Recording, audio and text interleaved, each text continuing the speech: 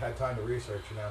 Basically, I put this together because when I found out about this stuff a few months ago, I said, man, I want all my friends to get out of here, so I got to have a reason. I put all this stuff in one place to be able to show them so that I don't look like an idiot or some kind of freak, you know. So basically, I put all this stuff on place. They've recently been finding, now remember I told you that the sea levels were almost 500 feet lower. Well, they're now starting to find these cities. This is off the coast of Japan. The last time that this place was above water was 8 to 12,000 years ago. And yet they have these big advanced creations. Now if you go down here, you'll notice that Cleopatra's palace also found underwater. Okay? And also, they just recently found 2 huge 10-mile square. I can only include one in here because I made this back before they found a second one. But they found 2 huge cities, 10 miles square, right next to each other off the coast under the ocean near India. So here they got these cities that they found underneath the water, and so there's that. Ancient star matches, the Great Pyramids.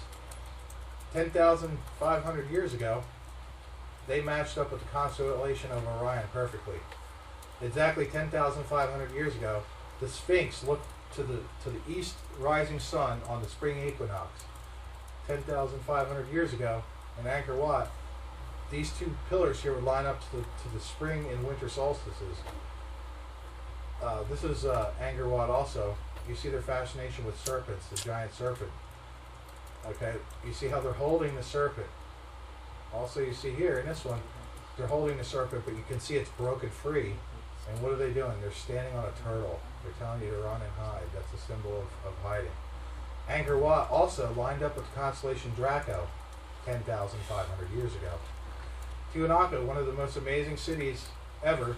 These things are built so, this has been around for so long, and yet look at this, no mortar whatsoever. This structure has stood without any mortar. These things right here, or not those, but this one and another one over here, lined up to this winter and summer or spring equinox. Here they are, lined up to the equinoxes 10,500 years ago. Excuse me. So what's interesting is if you map all these things out across the globe, you'll find that most of these artifacts that lined up to the sun and the moon or the equinoxes form a perfect circle. Okay, here's Easter Island right here. Okay, so basically somebody ages ago was trying to tell us something by making a big giant circle around the world. So there's all the ancient star matches. Let's see here. We've already kind of gone over the petricles. Now in this thing, there's also a couple documentaries, like this thing called The Great Year. This is I think it's an hour-long documentary you can watch.